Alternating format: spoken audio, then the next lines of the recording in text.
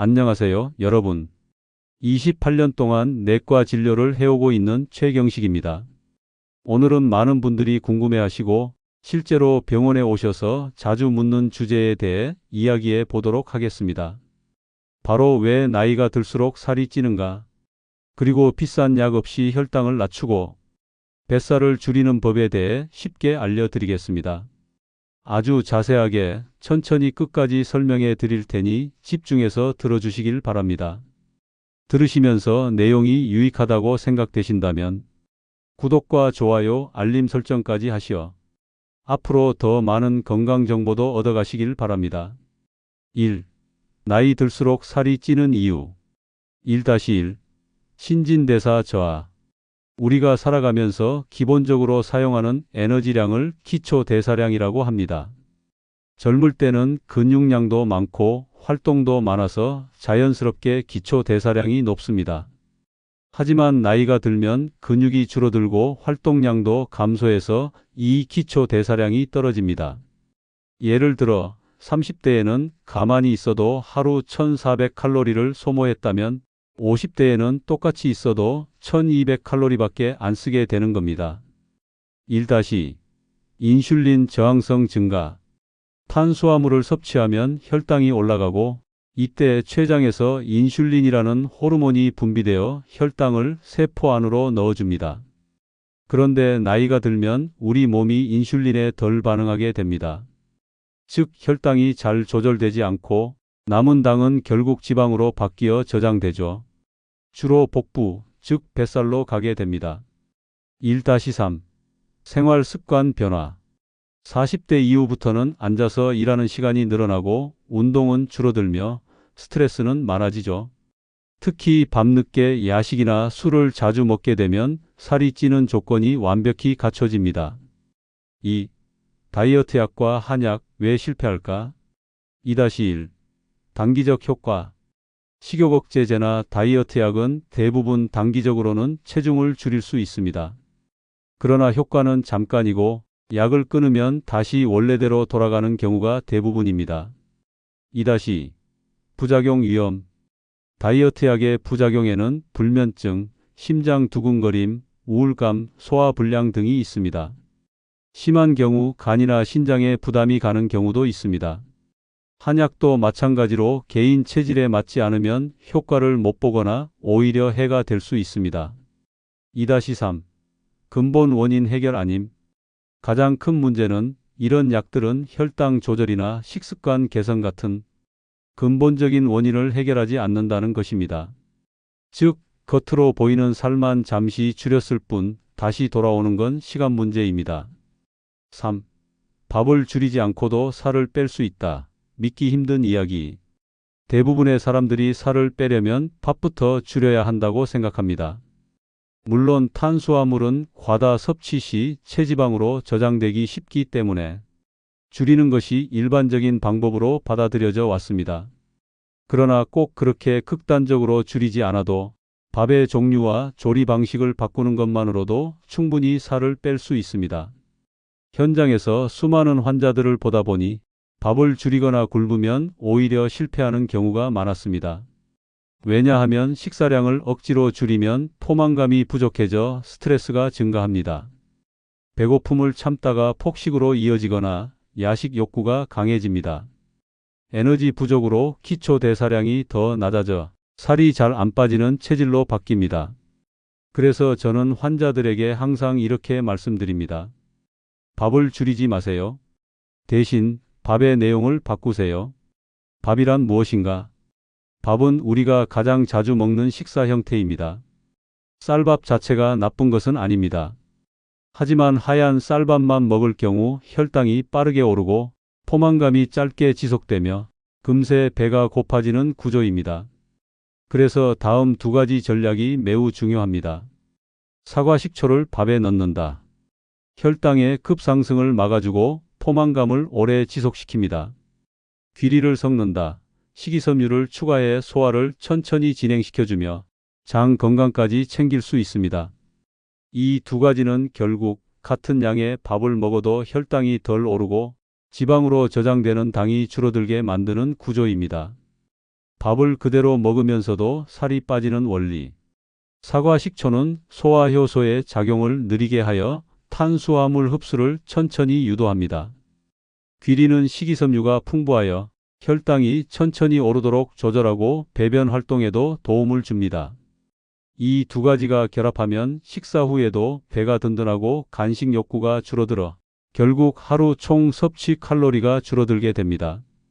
결과적으로 밥의 양은 줄이지 않았지만 식후 혈당 상승과 인슐린 분비가 억제되며 지방 축적이 줄고 체중이 서서히 감소하는 구조가 만들어지는 겁니다. 실제 적용 방법.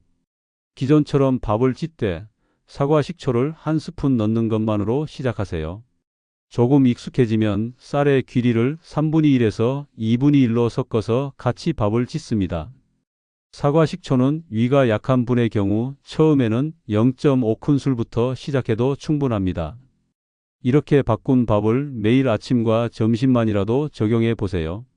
저녁은 기존 식단을 유지해도 충분히 효과가 나타납니다. 효과적으로 살 빼는데 필요한 건 극단적 절제가 아니라 지속 가능한 변화. 실제로 밥의 양을 줄이는 다이어트는 단기 효과는 있을 수 있지만 요요 현상이 매우 심합니다. 반면 사과 식초와 귀리밥 식단은 음식에 대한 스트레스가 줄고 변비와 피로, 졸림도 개선되며 생활 습관 자체가 건강하게 바뀌게 됩니다. 결국 밥을 줄이지 않아도 충분히 살은 빠지고 더 건강한 몸을 만들 수 있습니다. 대부분의 사람들이 살 빼려면 밥부터 줄여야 한다고 생각합니다. 맞는 말이긴 하지만 중요한 건 밥을 줄이는 게 아니라 밥의 질을 바꾸는 것입니다. 그렇다면 밥을 그대로 먹으면서도 혈당을 조절하고 살이 찌지 않도록 하는 방법이 있을까요? 있습니다. 그리고 그 방법은 매우 간단합니다. 바로 밥을 지을 때 사과 식초 한 스푼을 넣는 것입니다. 4. 사과 식초가 혈당을 낮추는 원리. 사과 식초는 단순히 요리에 풍미를 더하는 조미료가 아니라 실제로 혈당 조절에 탁월한 효능을 가진 천연 건강식품입니다. 그 중심에는 아세트산이라는 성분이 있습니다. 이 성분이 어떻게 작용하여 우리의 혈당을 낮추는지 과학적이고도 쉽게 설명드리겠습니다. 4-1. 아세트산이란 사과 식초에 포함된 주된 유기산 성분인 아세트산은 식초의 신맛을 내는 주성분입니다. 그런데 이 아세트산은 단순한 산이 아니라 우리 몸에서 혈당 상승을 조절하고 인슐린 감수성을 높이는 생리활성 물질입니다. 미국과 유럽에서 진행된 여러 임상 연구에서 아세트산이 다음과 같은 작용을 한다는 것이 입증되었습니다. 소장에서 탄수화물의 흡수를 늦춤, 혈당의 급격한 상승을 억제, 인슐린 민감도를 개선해 인슐린이 제 역할을 잘하도록 도움. 4-2. 소장에서 탄수화물 흡수 지연. 밥이나 빵처럼 전분이 많은 음식을 먹으면 소장에서 아밀레이스라는 효소가 전분을 포도당으로 분해해 흡수합니다. 그런데 아세트산은 이 효소의 작용을 느리게 합니다. 즉 음식이 소화되는 속도를 늦추고 혈당이 천천히 오르도록 조절하는 것입니다. 이 결과 인슐린이 급하게 많이 분비되지 않고 혈당이 천천히 안정적으로 유지되며 잉여 포도당이 지방으로 저장되는 것을 막게 됩니다. 4-3. 인슐린 감수성 향상. 사과 식초를 꾸준히 섭취하면 인슐린에 대한 몸의 반응, 즉 인슐린 감수성이 좋아집니다. 이는 인슐린이 같은 양으로도 더 효과적으로 혈당을 낮추도록 돕는다는 의미입니다. 결과적으로 같은 식사를 해도 혈당이 덜 오르고 당뇨 예방 효과까지 기대할 수 있습니다. 4-4. 위 배출 속도 지연, 포만감 유지. 아세트산은 위에서 음식이 소장으로 넘어가는 속도를 늦추는 역할도 합니다. 이는 곧 식후에 오랫동안 배가 부른 느낌을 유지하게 하며 간식 욕구나 폭식을 막아줍니다. 특히 식사량 조절이 어려운 분들에게는 사과 식초가 자연스러운 식욕 억제제 역할을 해줄 수 있습니다. 4-5. 장 건강 개선 및 유익균 증식. 사과 식초의 산성 성분은 장내 환경을 산성화시켜 유해균의 성장을 억제하고 유익균이 잘 자랄 수 있는 조건을 만들어줍니다. 장내 미생물 균형이 개선되면 면역력 상승, 변비 해소, 소화력 향상까지 연결됩니다. 4-6. 식후 졸음, 피로 감소 효과. 혈당이 급격히 오르면 그에 따라 급격히 떨어지면서 졸음, 피로, 무기력함이 발생합니다. 사과 식초는 이 혈당의 급상승과 급하강을 막아주기 때문에 식사 후에도 정신이 맑고 활력을 유지할 수 있게 도와줍니다. 이처럼 사과 식초는 단순한 발효 음료가 아니라 혈당 관리와 다이어트, 장 건강까지 아우르는 천연 보약이라 할 수 있습니다. 다만 위가 약한 분들은 반드시 밥과 함께 조리하거나 물에 희석한 뒤 식사 중에 소량 섭취하는 방식으로 천천히 시작하는 것이 좋습니다. 5. 사과 식초밥 만들기 아주 자세히. 사과 식초 밥은 특별한 도구 없이 우리가 평소 하던 밥 짓는 방식에 사과 식초 한 스푼만 추가하면 됩니다. 하지만 처음 시도하는 분들을 위해 하나하나의 과정과 주의할 점까지 세심하게 설명드리겠습니다. 준비 재료 2인분에서 3인분 기준. 백미쌀 2컵, 물과 쌀 2컵 분량에 맞게 전기밥솥 기준 약 2컵에서 2컵 반. 사과 식초 1에서 2큰술, 처음엔 1큰술부터 시작해도 충분. 사과 식초 밥 짓는 순서. 1단계 쌀 씻기. 쌀을 볼에 담고 찬물에 가볍게 저으며 헹굽니다. 흐린 물을 따라내고 다시 물을 부어 3에서 4회 반복합니다. 쌀에 표면 전분이 너무 많으면 밥이 질어지기 때문에 깨끗하게 헹구는 것이 중요합니다. 2단계 물 맞추기. 쌀을 씻고 체에 5분 정도 받쳐 물기를 뺍니다. 전기밥솥에 쌀을 넣고 평소 밥 지을 때처럼 물을 맞춥니다. 예를 들어 2컵이면 약간 넉넉하게 2컵에서 2컵 반 정도 물 추가. 3단계 사과 식초 넣기. 물을 맞춘 후 사과 식초를 1에서 2큰술 넣습니다. 국자로 밥물을 골고루 저어 식초가 전체에 섞이도록 합니다. 식초 냄새가 강하지 않으니 걱정하지 않으셔도 됩니다. 4단계 밥 짓기. 전기밥솥에 일반 백미 모드로 취사 시작합니다. 밥이 완성되면 10분 정도 뜸을 들입니다. 주걱으로 밥을 잘 섞어 수분이 날아가도록 하면 고슬고슬한 밥 완성. 맛과 향은 어떤가요? 조리 중에 나는 식초 향은 밥이 완성되면 거의 사라집니다. 밥맛은 약간 더 담백하고 고슬고슬하게 변합니다. 일부 분들은 밥이 더 맛있다고 느끼기도 합니다. 보관과 재사용 팁. 남은 밥은 식힌 후 냉장 보관 혹은 냉동 보관 가능. 데울 때는 전자레인지보다 스팀, 찜기 또는 밥솥 재가열이 밥맛 유지에 좋습니다. 냉동 보관 시 1회분씩 소분해 두면 편리합니다. 어떤 사과 식초를 써야 하나요? 무가당, 천연 발효 사과 식초를 권장합니다. 원재료, 정제수, 사과 발효액 100% 같은 제품이 좋습니다. 시중에 나오는 음료용 사과 식초는 당분이 많으므로 밥용으로는 부적합합니다. 사과 식초 밥은 정말 간단하지만 그 효과는 작지 않습니다. 한 번만 따라 해보시면 매일 실천하는데 무리가 없습니다. 건강한 습관은 어렵지 않은 것부터 시작하면 됩니다. 6. 사과 식초 밥을 먹으면 어떤 효과가 있을까? 사과 식초를 밥에 넣어서 조리하면 단순히 혈당 조절에만 도움이 되는 것이 아니라 전반적인 건강과 생활 습관 개선에 이르기까지 여러 방면에서 긍정적인 효과를 나타냅니다.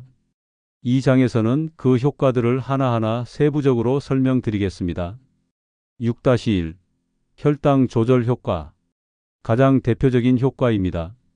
사과 식초의 아세트산 성분은 탄수화물 흡수를 지연시키고 인슐린 민감도를 향상시켜 식후 혈당이 급격히 오르는 것을 막아줍니다. 실험에 따르면 사과 식초를 포함한 식사를 한 그룹은 식후 혈당이 20에서 30% 감소한 것으로 나타났습니다. 특히 당뇨 전 단계나 경계성 고혈당 환자에게 매우 유익하며 꾸준히 섭취할 경우 인슐린 저항성을 개선하는 데 도움이 됩니다. 6-2. 복부지방 감소 효과. 사과 식초를 먹으면 인슐린의 분비량이 안정되므로 여분의 당이 지방으로 바뀌어 저장되는 양이 줄어듭니다.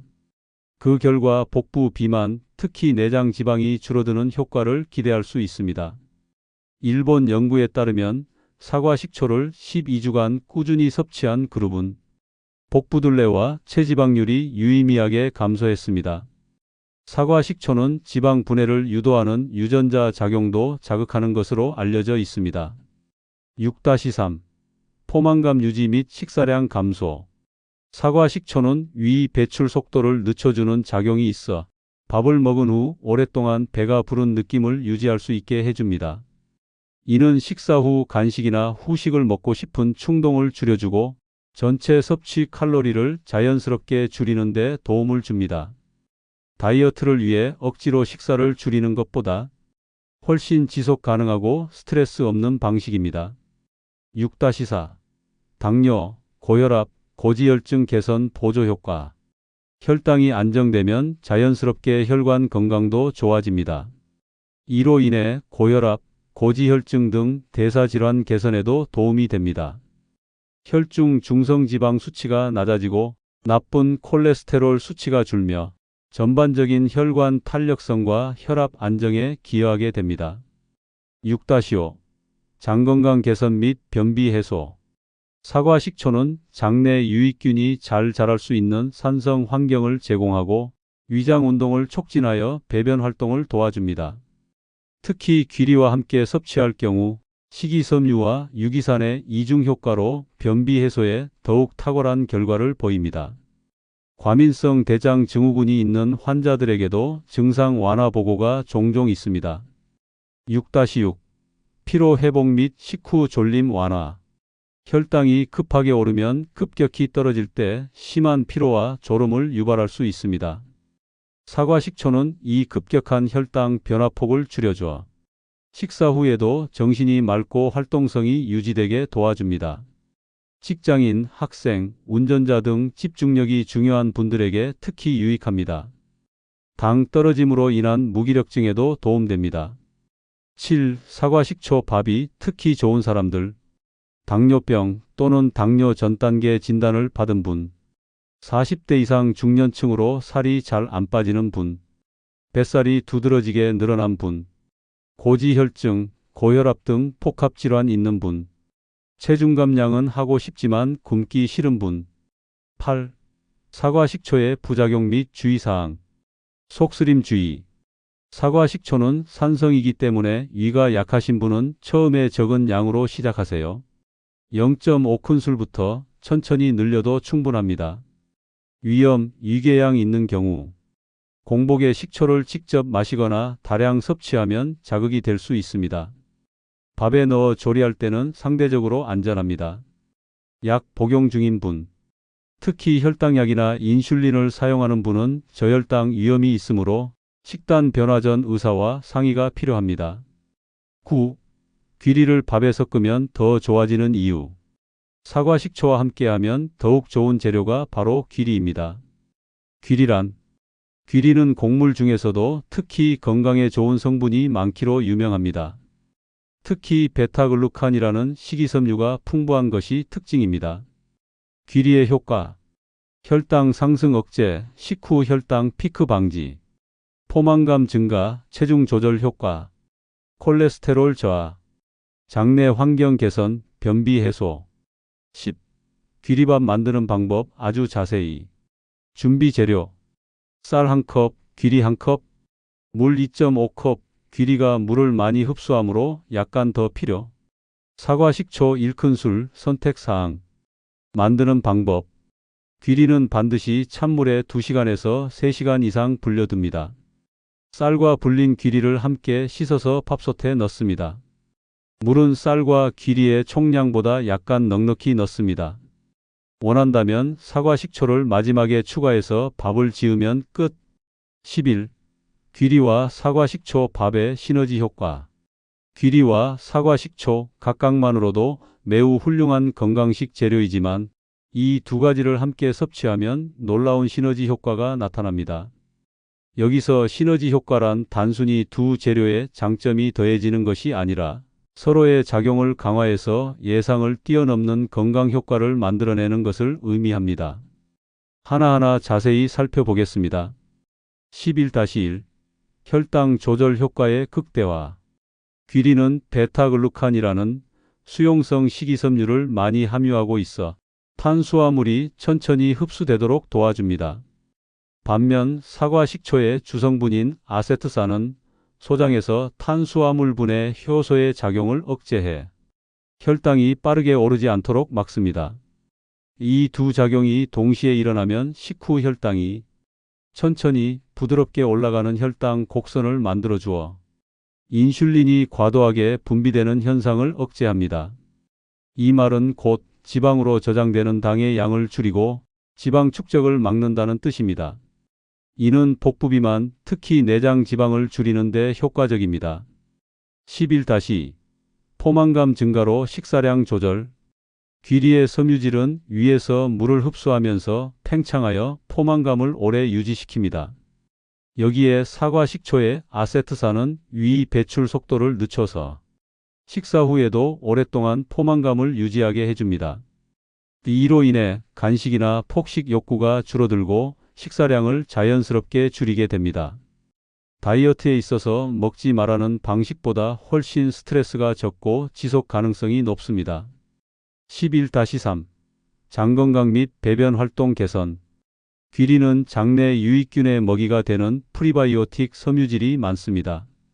사과 식초는 장내 환경을 산성화시켜 유익균이 잘 자랄 수 있는 조건을 만들어줍니다. 결과적으로 장내 미생물 균형이 개선되고 소화력이 좋아지며 변비 해소에 탁월한 효과가 나타납니다. 11-4. 식후 피로 및 졸음 현상 감소. 혈당이 급격히 오르면 이후 급격히 떨어질 때 피로감이나 졸음이 찾아오게 됩니다. 귀리와 사과 식초의 조합은 혈당의 급변을 막기 때문에 식사 후에도 집중력과 에너지가 유지되고 업무 능률이 떨어지지 않게 됩니다. 특히 직장인이나 공부하는 학생들에게 매우 좋은 식사법입니다. 11-5. 지속 가능한 건강관리 식단.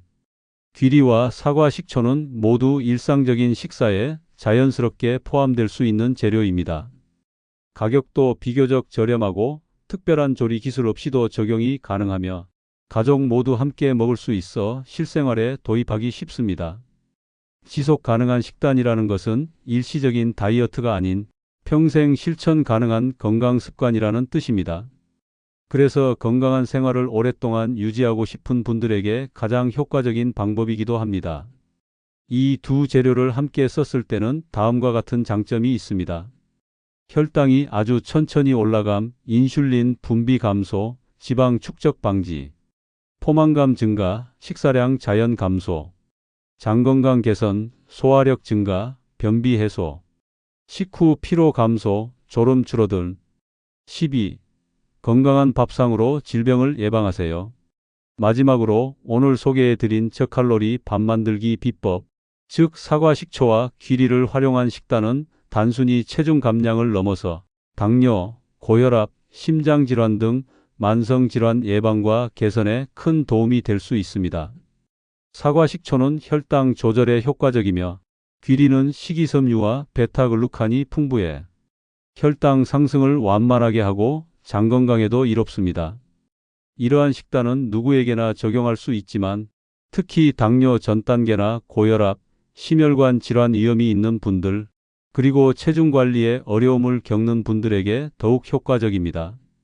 또한 사과 식초와 귀리를 활용한 밥은 맛도 좋고 일상에서 쉽게 실천할 수 있어 지속 가능한 건강 관리에 도움이 됩니다. 물론 사과 식초와 귀리를 활용한 식단이 모든 문제를 해결해주는 만능 해결책은 아닙니다. 그러나 꾸준한 실천과 함께 적절한 운동, 충분한 수면, 스트레스 관리 등 건강한 생활 습관을 병행한다면 보다 효과적인 결과를 얻을 수 있을 것입니다. 마지막으로 사과 식초와 귀리를 활용한 저칼로리 밥 만들기 비법을 실천하시면서 자신에게 맞는 식단과 생활 습관을 찾아가시길 바랍니다. 건강은 작은 습관의 변화에서 시작됩니다. 오늘부터 작은 한 걸음씩 내디디며 건강한 삶을 향해 나아가시길 응원합니다. 약보다 밥이 먼저입니다. 오늘부터 실천해 보세요. 오늘 영상이 여러분의 혈당 걱정에 조금이나마 도움이 되셨기를 바라며 구독과 좋아요, 알림 설정까지 하시어 다음에 더 좋은 건강 정보로 인사드리겠습니다. 시청해 주셔서 감사합니다.